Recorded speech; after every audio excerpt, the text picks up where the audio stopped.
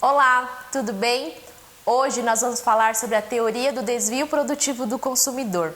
E falar em desvio produtivo, nós falamos nada mais, nada menos do que o próprio tempo em si. Hoje em dia, o nosso tempo vale dinheiro. Isso significa que, numa jornada de trabalho, numa aula que você vai ministrar, o tempo ele vale dinheiro. Se o nosso tempo vale dinheiro, perder ele é algo que não está em cogitação. Assim, essa teoria ela visa aplicar em situações onde o consumidor ele despende muito tempo, ele desvia tempo das suas atividades cotidianas para resolver um problema que o fornecedor deu causa e por própria desídia de sua conduta ele não resolve. Então essa teoria ela vai ser aplicada nesses casos em que você precisa toda hora estar ligando, você precisa toda hora estar procurando o fornecedor para resolver um problema que ele próprio deu causa. Segundo o Dr. Marcos Dessoni, um dos pioneiros no assunto, ele pode resumir a teoria do desvio produtivo em um evento danoso que se consuma quando o consumidor, sentindo-se prejudicado em razão de falha em produto ou serviço, gasta seu tempo de vida, um tempo de recurso produtivo e se desvia de suas atividades cotidianas para resolver determinado problema.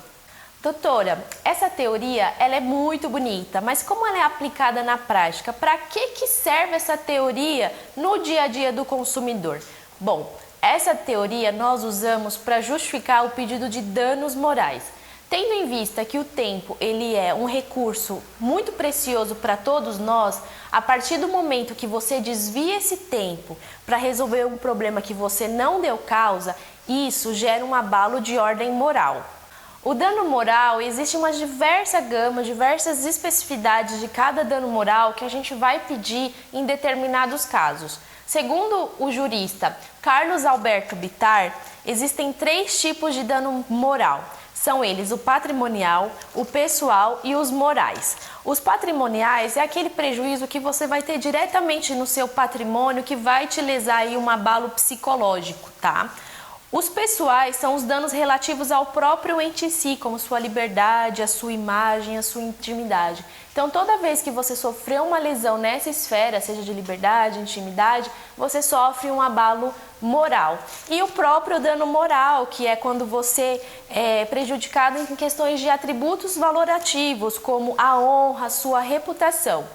Ressaltando apenas que esses danos morais que eu descrevi anteriormente, é apenas um jurista que define o dano moral daquela forma. Existem outros juristas que vão definir o dano moral de outras formas, mas basicamente o dano moral ele vai afetar o ente em si, né? É o seu pessoal. E esse pessoal ele pode se expandir para um patrimônio, ele pode se expandir para outras esferas. Mas basicamente a teoria do desvio produtivo ele afeta o ente como um único, né? É o tempo precioso dele que ele poderia estar trabalhando, que ele poderia estar no momento de lazer, mas infelizmente ele está ali tentando resolver um problema que foi causado pelo próprio fornecedor.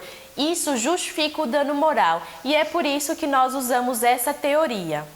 Agora que você sabe que o seu tempo é tão precioso ao ponto de um fornecedor poder ser condenado em danos morais por utilizar o seu tempo de forma indevida, você precisa se atentar a várias situações do cotidiano que irão comprovar que efetivamente houve aí um desvio do seu tempo produtivo. Como que você faz isso? Através de protocolos, através de anotações, todas as vezes que você precisou procurar o fornecedor, anotar o nome do atendente, isso tudo faz prova para que você possa ingressar no judiciário para aí pleitear a indenização cabível para o caso. Bom, agora que você já sabe o que significa essa teoria, quais são os meios de provas que você pode produzir, fique atento às suas situações de cotidiano. Tem alguma dúvida? Deixe nos comentários.